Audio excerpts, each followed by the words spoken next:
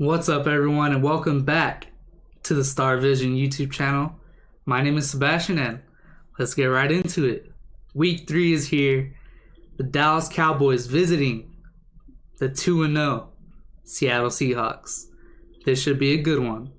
Let's start with the injury report. On the Cowboys side, starting cornerback Chidobe Awuzie is out this week, dealing with a hamstring injury. DeMarcus Lawrence did not practice on Wednesday for a good reason. He missed due to the birth of his child. And also, he missed Thursday's practice, listed as a knee injury from last week. Lastly, Tyron Smith is still dealing with a neck injury. Cowboys are taking the same approach as last week. Expect it to be a game time decision. Hopefully he can play. On to Seattle, they have listed starting defensive end Benson Mayowa as questionable for Sunday's matchup. So let's get started on this week's matchup. Going to break down the Seattle's offense and defense individually. Throughout, I'll emphasize how the Cowboys need to approach this week's game.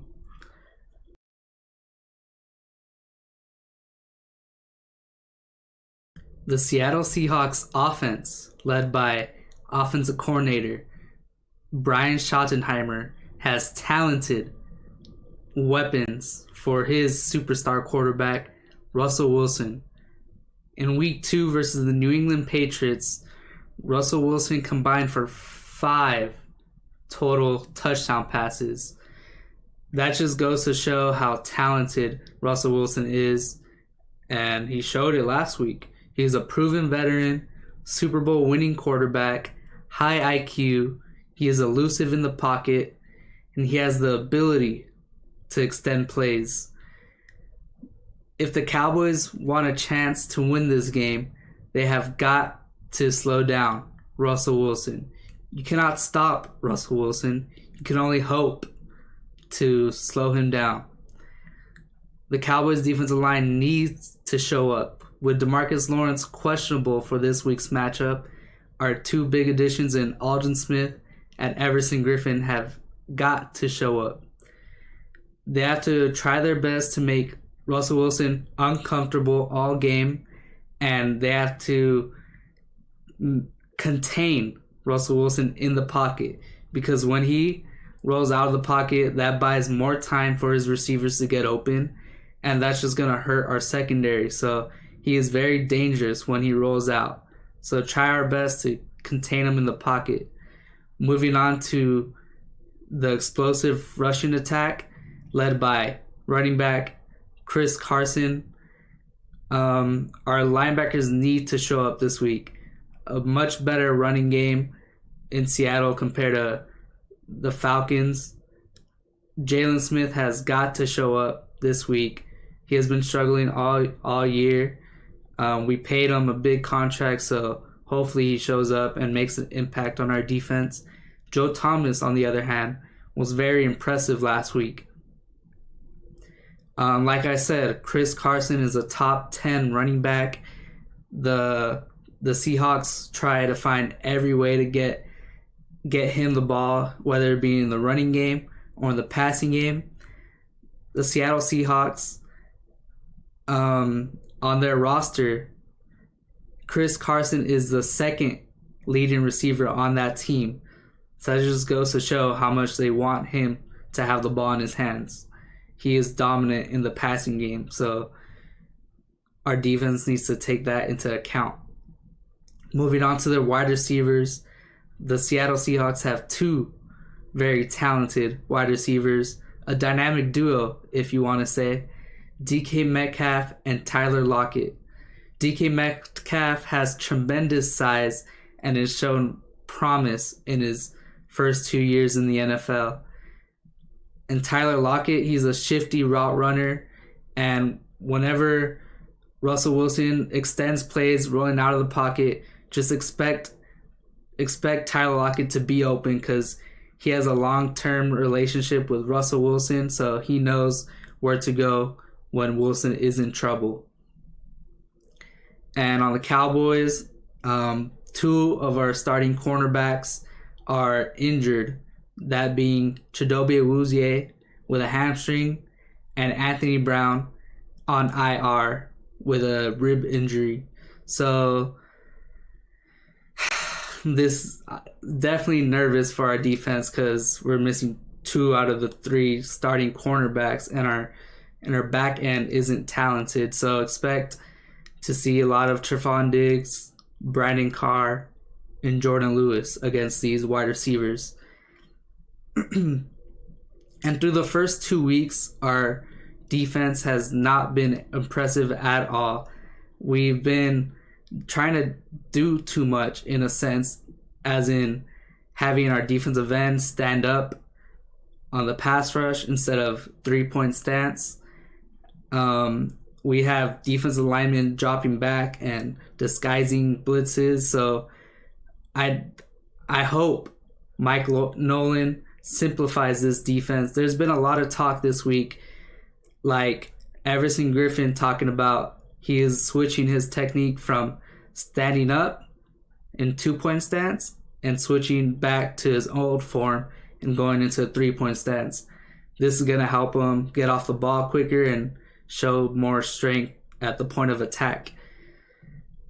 So let's just keep it simple. Let's stick to our game plan. Let's try to slow down Russell Wilson in that explosive offense. The good thing is that offensive line is not that good. They're below average unit. Their best offensive lineman is starting left tackle Dwayne Brown. He's shown the most promise on that offensive line. So hopefully our defensive line wreaks havoc this coming Sunday.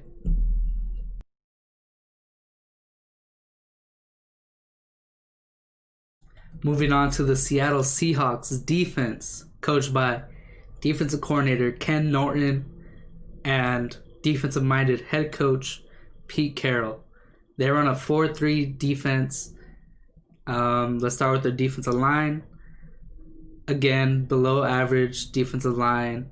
They have L.J. Collier, former first-round pick, on one edge, and on the other, former Cowboys defensive end Benson Mayowa.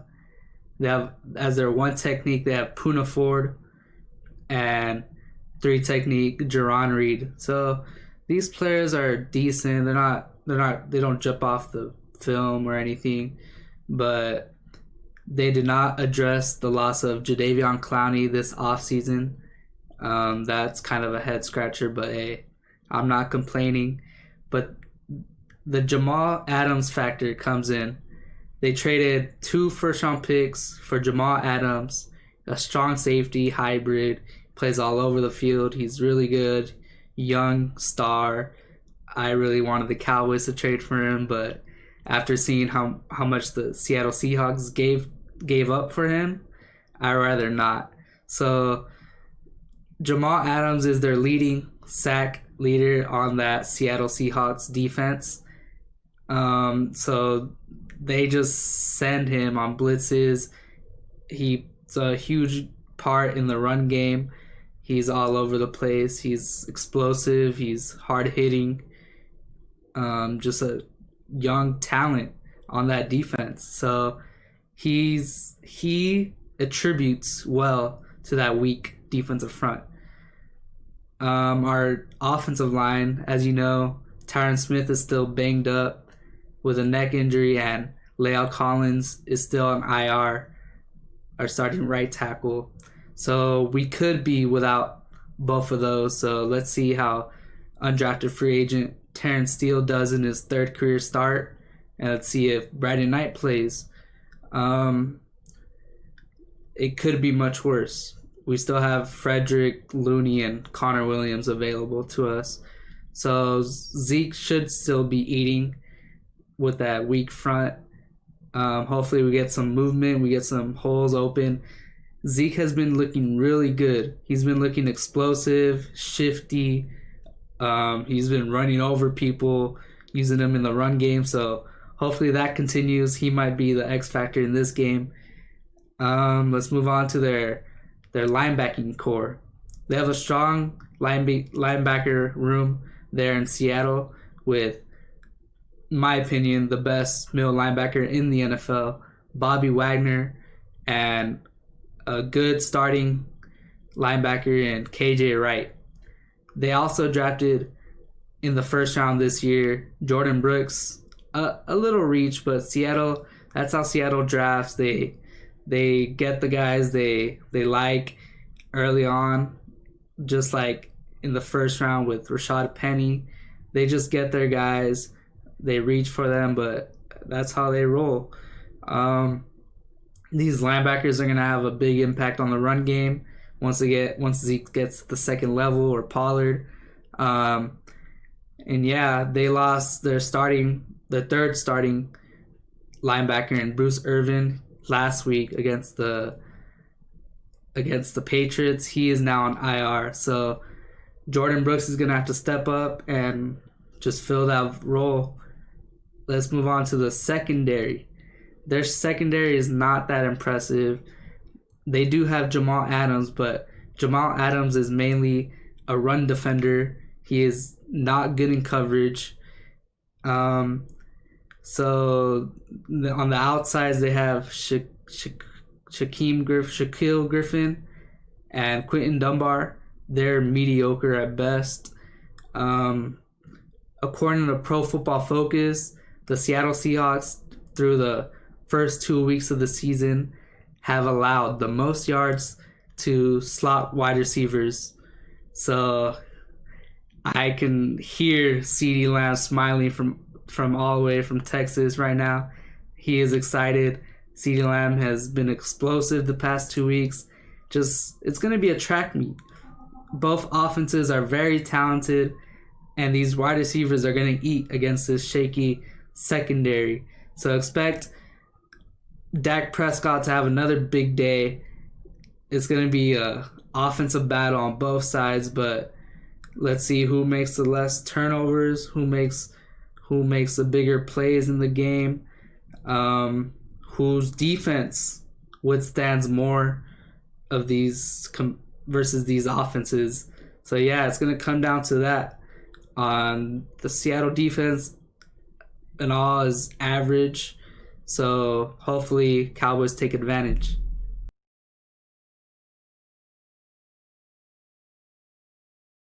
Let's finish this off with expectations for Cowboys versus Seahawks Week 3 matchup. So we all expect a high-scoring game.